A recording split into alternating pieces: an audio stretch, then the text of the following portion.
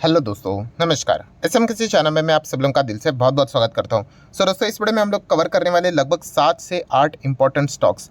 तो चलिए स्टार्ट कर लेते हैं। सबसे पहले जिस स्टॉक का आज ज़्यादा फोकस था जिसके ऊपर, ठीक है, क्योंकि बजाज फाइनेंस की अगर बात करें तो आज के दिन Q2 के नंबर्स आने वाले थे। टाइमिंग तो दिया था कि बाजार क्लोज हो जाने के बाद 6 बजे के आसपास नंबर आएंगे, बट नहीं, 6 बजे नहीं, हम यहाँ पे कह सकते हैं 3:50 के आसपास हम लोग को ये नंबर देखने को मिले। मतलब रफली 4 बजे के आसपास नंबर आते हुए देखने को मिले हैं। ओवरऑल कंक्लूजन क्या है, बाजार क्लोज हो जाने के बाद नंबर आते हुए देखने को मिले हैं। तो रिएक्शन के लिए कल का दिन ही हम लोग को इंतजार यहाँ पे करना पड़ने वाला है। तो बजाज फाइनेंस की बात करें, आज के दिन नंबर आने से पहले क्या यहाँ पे कोई बड़ी तेजी, कोई बड़ी मंदी, तो ऐसा कुछ नहीं था। एकदम ओके ओके ठंडा परफॉर्मेंस देखने को यहाँ पे मिला है। 5 लाख करोड़ का मार्केट कैप वाली कंपनी है, बड़ी कंपनी है, ठीक है। ये मैं क्यों बार बार बोलता हूँ, क्योंकि जो बड़ी कंपनी यूजुअली हम लोगों ने इससे एवरेज रिटर्न क्या एक्सपेक्ट करने होते हैं कि 5 साल में एटलीस्ट डबल तो करके दे, ठीक है। तो चलिए आ जाते हैं बजाज फाइनेंस के नंबर की ओर। एंड नंबर्स तो आपको पता ही है, लॉन्ग टर्म के हिसाब से ये कंपनियाँ अच्छी करती है। शॉर्ट टर्म में क्या होता है, एक्सपेक्टेशन, छोटे छोटे एक्सपेक्टेशन होते हैं, ये होना चाहिए, वो होना चाहिए, मार्जिन ऐसे होने चाहिए, प्रॉफिटेबिलिटी इतना होना चाहिए, AUM इतना होना चाहिए, नेट इंटरेस्ट की अगर हम लोग यहाँ पे बात करें, ठीक है, NPS की अगर हम लोग बात करें, इतना बढ़ना चाहिए या फिर इतना घटना चाहिए। ये सारे अलग अलग अनुमान रखे जाते हैं, ठीक है। एंड जैसे कि मैंने आपको कहा कि हर एक अनुमान मीट होना प्रैक्टिकली इतना तो पॉसिबल यहाँ पे होता नहीं, इसलिए हम लोगों ने मैक्सिमम टाइम देखा है कि किसी भी कंपनी के नंबर आते हैं उसके बाद वो स्टॉक गिरता ही है, ठीक है। बट लॉन्ग टर्म में वो अच्छा करता है, ठीक है। अगर आप इसका शॉर्ट टर्म का चार्ट पैटर्न देखोगे परेशान हो जाएगा, बट लॉन्ग टर्म का चार्ट पैटर्न देखोगे, ये देखिए लेफ्ट टू राइट ऐसा ऊपर जाते हैं। शॉर्ट टर्म में बहुत तकलीफें मिलेगी, ऐसी ऐसी ऐसी अलग अलग रीजन। तो चलिए अभी कंपनी के नंबर की ओर आ जाते हैं। एक रफली अनुमान की बात करें तो यहाँ पे एक्सपेक्टेशन था कि भाई जो प्रॉफिट रहेगा कंपनी का वो ईयर ऑन ईयर बेसिस 30% तो यहाँ पे बढ़ना चाहिए करके, ये एक अनुमान है करके। और हर किसी का अपना अपना एस्टिमेशन यहाँ पे अलग अलग यहाँ पे होता है। मार्जिन्स की बात करें तो प्रेशर में रह सकता है, तो ऐसे बहुत सारे एस्टिमेशंस लगाए जाते हैं। तो चलिए हम लोग ज़्यादा इसको कवर नहीं करते, डायरेक्टली मेजर नंबर्स की ओर जंप कर लेते हैं। तो ठीक है दोस्तों, अभी बजाज फाइनेंस के नंबर की ओर हम लोग आ चुके हैं, ठीक है। जितने भी फिगर्स है ये फिगर्स इन करोड़ में हम लोग को देखने को यहाँ पे मिल रहे हैं। फटाफट जाने की यहाँ पे कोशिश करेंगे, ठीक है, क्योंकि फंडामेंटली ये स्टॉक तो वैसे भी स्ट्रॉन्ग रहता ही है। तो क्या देखने को मिल रहा है, टोटल इनकम कंपनी का 13,380 करोड़ के आसपास। लास्ट टाइम कितना था, अच्छा सीक्वेंस देख लेते हैं, 969 बराबर है, चलो कोई दिक्कत की बात नहीं। 13,300 ये कितना था, 12,500, और उसके पहले 9,900। तो ईयरली बात करें, क्वार्टरली बात करें, टोटल इनकम तो अच्छा देखने को मिल रहा है। मतलब ग्रोथ तो नज़र यहाँ पे आ रही है। हाँ, वो एक्सपेक्टेशन अलग अलग हो सकते कि इतना परसेंटेज से होना चाहिए था, उतना परसेंटेज से होना चाहिए था, बट चलिए एटलीस्ट तो आगे तो बढ़ते हुए देखने को मिल रहा है। देन इतना कमाने के लिए खर्चा तो करना पड़ेगा। तो कितने का खर्चा किया है, लगभग 8,500, 7,900, उसके पहले 6,200। तो इनकम से एक्सपेंसेस को हटा देंगे, प्रॉफिट मिलेगा या फिर लॉस। तो अभी कंपनी तो भाई ये तो बजाज फाइनेंस से प्रॉफिट की बात होगी, तो प्रॉफिट बिना किसी एडजस्टमेंट, मतलब टैक्स कितना है, 4,757 करोड़। लास्ट टाइम कितना था, 4,551 करोड़, और उससे पहले 3,752 करोड़। तो आप देख सकते हो 3,700 करोड़ कितना हो गया, 4,700 ईयरली, अच्छी बात है। 4,500 क्वार्टरली अगर हम लोग बात करें कितना हो गया, 4,757 करोड़। तो अच्छा परफॉर्मेंस हम लोग को देखने का पे मिल रहा है। बट ये क्या हो गया, ये तो है NPBT, तो ये तो थोड़ी ना कंपनी का प्रॉफिट है, क्योंकि इसमें से बहुत कुछ पैसा जाएगा सरकार को मतलब टैक्स के फॉर्म में, और ये आ जाता है आपका फाइनल NPAT। तो ये आपको अलग अलग वेबसाइट के ऊपर, न्यूज़ चैनल के ऊपर देखने को मिलेगा। तो इस वक्त का बजाज फाइनेंस का प्रॉफिट कितना है, 3,550 करोड़, ठीक है। लास्ट टाइम क्वार्टरली कितना था, 3,437 करोड़ अप्रॉक्सीमेटली, और साल भर पहले सेम क्वार्टर 2,780 करोड़ का प्रॉफिट। तो आप देख सकते हैं ग्रोथ तो आपको इजीली नज़र यहाँ पे आ रही है।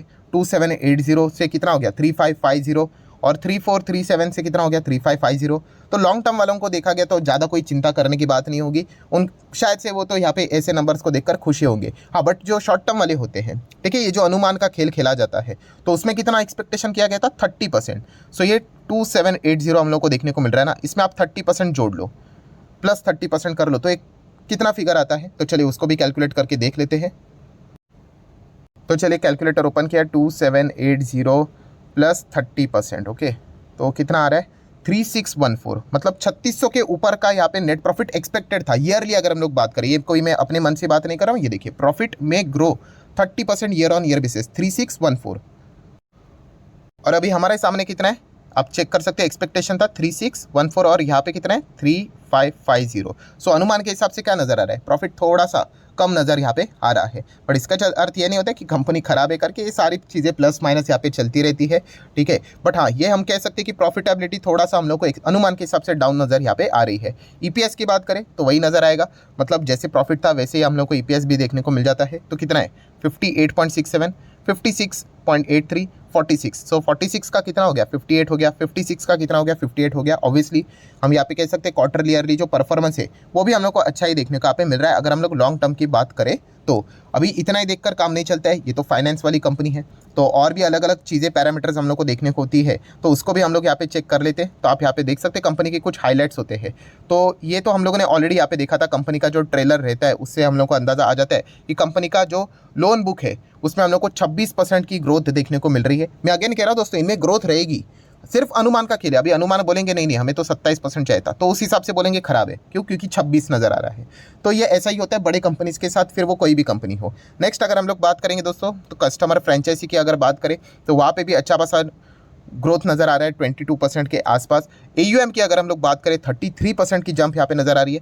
नेट इंटरेस्ट इनकम की बात करें तो वो भी 26% की जंप नज़र यहाँ पे आ रही है, ठीक है। मैं अगेन कह रहा हूँ, आप वेबसाइट के ऊपर अलग अलग जाओगे तो आपको ये अनुमान वाला डेटा मिल जाएगा कि इतना होना चाहिए उतना होना चाहिए, तो उस हिसाब से शॉर्ट टर्म में कल के दिन खेल खेला जाएगा। लॉन्ग टर्म वालों को इससे इतना कोई फर्क पड़ता है नहीं। Operating expenses to net interest income की अगर हम लोग यहाँ पे बात करें, ठीक है, तो वो 34% हम लोग को फिलहाल देखने को मिल रहा है, पहले 35.9% के आसपास हम लोग को देखने को मिलता था। तो ये चीज़ें ठीक है। अभी आ जाते हैं मेजर चीज़ की ओर, प्रोविजन। हाँ, ये बाकी चीज़ें तो ठीक ही है, प्रोविजन बहुत इंपॉर्टेंट चीज़ होती है। प्रोविजन कैसे होता है, जितना कम उतना अच्छा। तो चलिए, कितना है प्रोविजन, प्रोविजन का अर्थ मैंने आपको बताया था कि अभी वो आपको बता रहे बजाज फाइनेंस वाले, देखिए भाई हम लोगों ने इतना इतना लोन दिया था, मान के चले इतना पैसा वापस आएगा ही नहीं करके।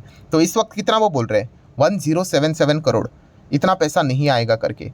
तो अगर हम लोग बात करें इसके पहले कितना पैसा फंसा था, तो 734 करोड़ फंसा था। इस वक्त कितना फंसा है 1077। तो क्या ये अच्छी बात है, नहीं, अच्छी बात बिल्कुल भी नहीं है। बट सेम वही चीज़, क्या इसके चलते क्या बजाज फाइनेंस तबाह हो गया, अरे नहीं, ये चलता रहता है, इतनी बड़ी कंपनी यहाँ पे। बट हाँ, हर वक्त हमारा एक्सपेक्टेशन क्या रहता है, कम कम कम कम कम होना चाहिए, ठीक है। सो लास्ट टाइम कंपनी ने बोला था 700 करोड़ के आसपास हमारा पैसा फंसा हुआ है, शायद से वापस नहीं आएगा। इस वक्त कंपनी बता रही 1000 करोड़ के आसपास। तो डेफिनेटली प्रोविजन की अगर हम लोग बात करें, ठीक है, लोन लॉसेस एंड प्रोविजन की बात करें तो डेफिनेटली ये वाला एक ऐसा पॉइंट है जिसको आप एक थोड़ा सा नेगेटिविटी यहाँ पे बोल सकते हो। देन नेक्स्ट अगर हम लोग यहाँ पे बात करेंगे तो प्रॉफिटेबिलिटी तो यहाँ पे हो चुकी है। हाँ, एनपीएस की ओर आ जाते हैं, ठीक है। तो थोड़ा सा मैं जूम कर लेता हूँ, तो एनपीएस में भी वैसा ही होता है, जितना कम उतना अच्छा है। तो ग्रॉस एनपीए थोड़ा सा, इसको मैं ज़्यादा प्रेफरेंस देता हूँ, नेट एनपीए तो एडजस्टमेंट के हिसाब से नीचे लाया जाता है। तो ग्रॉस एनपीए कितना है 0.91% इस वक्त का। और अगर देखा गया तो इसके पहले हम लोगों को कितना देखने को यहाँ पे मिलता था, ठीक है। तो इसके पहले लास्ट इसमें था 1.17%। तो ग्रॉस एनपीए बहुत अच्छा खासा नज़र यहाँ पे आ रहा है, मतलब लास्ट टाइम कितना था 1% के ऊपर, वो अभी 1% के नीचे आ चुका है। तो यहाँ पे बाजार इसको ज़रूर थम्स अप देगा, ठीक है। एंड अगर नेट एनपीए भी पढ़ना है तो 0.44 था, इस वक्त कितना है 0.31 है। तो एनपीए की बात करें, नेट एनपीए तो वैसे में ज़्यादा नहीं दिखता, बट ग्रॉस एनपीए की अगर हम लोग बात करें तो चलो नेट एनपीए भी पकड़ लेते हैं। तो दोनों अगर देखा गया तो अच्छा ही परफॉर्मेंस दिखा रहे हैं। अभी तो 1% के नीचे भी जी एनपीए हम लोग को आते हुए देखने को यहाँ पे मिल रहा है, क्योंकि यही चीज़ें आगे जाके क्या करती है, प्रोविजंस को ड्राइव करती है। तो डेफिनेटली प्रोविजन इस वक्त तो ज़रूर यहाँ पे बड़े होंगे, बट इस प्रकार का एनपीए का नीचे आना ये डेफिनेटली आने वाले भविष्य के लिए अच्छा यहाँ पे माना ज़रूर जाता है। सो ठीक है दोस्तों, जितने भी इंपॉर्टेंट पॉइंट्स थे बजाज फाइनेंस से रिलेटेड वो तो मैंने आपके सामने रख दिए। कंपनी तो आप सभी लोगों को पता ही है, फैंटास्टिक ही है। शॉर्ट टर्म में प्लस माइनस होता रहता है, अगर किसी का नजरिया लॉन्ग टर्म का होगा मुझे नहीं लगता उससे उनको कोई फर्क यहाँ पे पड़ता होगा, ठीक है। तो जरूर हम यहाँ पे कह सकते हैं नंबर्स हम लोग को हमेशा की तरह जैसे आते हैं वैसे ही देखने को यहाँ पे मिले। अभी कल के दिन बाजार का रिएक्शन क्या होगा वो एक देखने वाली बात जरूर होगी। अभी बाकी कंपनीज को फटाफट कवर कर लेते हैं। नेक्स्ट कौन सा है, टाटा मोटर। आज के दिन 1.5% गिरा है, ठीक है, कोई बड़ी बात नहीं है। वैसे तो देखा गया आज के दिन टाटा मोटर ने अपनी 2 नई गाड़ियां यहाँ पे उन्होंने लॉन्च की, जिसका प्राइस है लगभग 15.5 लाख के आसपास। तो अच्छी बात है, यहाँ पे जितने नई गाड़ियां यहाँ पे बाजार में ऑप्शंस यहाँ पे आते रहेंगे कंपनी को फायदा मिलेगा। सीएट की अगर हम लोग बात करें, सीएट टायर, ठीक है, तो 5.5-6% की दमदार तेज़ी, शुरुआत एकदम गैप अप हम लोग को देखने को मिला, क्योंकि अगर देखा गया कंपनी के नंबर कुछ ज़्यादा ही खतरनाक हम लोग को देखने का पे मिले, मतलब ईयर ऑन ईयर बेसिस 3000% का जंप देखने को मिला है। कितना 3000% कंसोलिडेटेड नेट प्रॉफिट में, ठीक है। सो इसी चीज़ के चलते इतना बड़ा गैप अप हम लोग को देखने का पे मिला था। बाद में धीमे धीमे करके प्रॉफिट बुकिंग थोड़ी बहुत देखने को मिली, बट स्टिल नेट तेजी कितनी देखने को मिली, 6% के आसपास। सो सीएट की अगर हम लोग बात करें, नंबर्स तो अच्छे रहे, एंड प्लस उसी के साथ साथ कंपनी का फोकस जो है टायर वाली कंपनी है, मार्केट लीडरशिप के और यहाँ पे इनका फोकस है। एंड स्पेशलिटी टायर्स की अगर हम लोग बात करें, चाहे हम लोग एग्रीकल्चर की बात करें या फिर अदर सेगमेंट, वहाँ पे कंपनी का मैनेजमेंट ज़्यादा फोकस करने की कोशिश करने वाला है।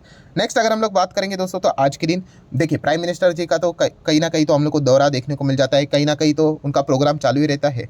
सो आज के दिन भी उनका जो एक प्रोग्राम हम लोग को देखने को यहाँ पे मिल रहा था, वहाँ पे भी उन्होंने यही बात यहाँ पे बोल दी है कि वही मिडल ईस्ट की अगर हम लोग बात करें, तो जो यूरोप इकोनॉमिक कॉरिडोर की अगर हम लोग बात करें, ठीक है, या आने वाले टाइम में क्या करने वाला है, एक गेम चेंजर साबित यहाँ पे होने वाला है। मतलब हम लोग जरूर कह सकते हैं ये जो चीज़ें अभी तक हम लोग को देखने को नहीं, हाँ वॉर के चलते जरूर चीज़ें रुकी हुई है, बट भविष्य में जरूर इसका फायदा हम लोग को जरूर होते हुए देखने को यहाँ पे मिलेगा। तो आज भी हम लोग यहाँ पे कह सकते हैं अगर ये चीज़ें सक्सेसफुली अगर ड्राइव हो जाती है तो रेलवे कंपनीज को इसका अच्छा खासा फायदा मिलेगा। आज के दिन देखा गया तो रेलवे कंपनीज भी अच्छा भागते हुए देखने को मिले। इरकॉन 8-8.5%, आईआरएफसी की बात करें तो अच्छी तेज़ी यहाँ पे भी देखने को मिली है, ठीक है। रेलटेल की बात करें, आरवीएनएल की बात करें, सारे अच्छा परफॉर्मेंस यहाँ पे दिखा रहे हैं। हाँ, इनके लिए सबसे बड़ा हर्डल कौन सा है जो मैं रोज़ आपको बताता हूँ, यस, इलेक्शन का हर्डल। एक बार वो सारी चीज़ें अगर सॉर्ट आउट हो गई, ठीक है, ये अनसर्टेनिटी की तलवार लटकती रहती ना कि क्या होगा क्या नहीं होगा करके, कौन आएगा कौन नहीं आएगा, आएगा तो कितने मेजॉरिटी से आएगा या नहीं आएगा, ये सारी चीज़ें मायने रखती है, ठीक है। इमोशनली हम लोगों को नहीं जाना होता है, प्रैक्टिकली वर्क करना होता है मार्केट में, तभी जाके अच्छे खासे रिटर्न्स बनते हैं। सो आज के दिन रेलवे स्टॉक्स ने भी अच्छा परफॉर्मेंस यहाँ पे दिखाया है। नेक्स्ट अगर हम लोग बात करेंगे दोस्तों, तो ट्राइडेंट, यस, ट्राइडेंट आज के दिन 2.5% गिरते हुए देखने को मिला है।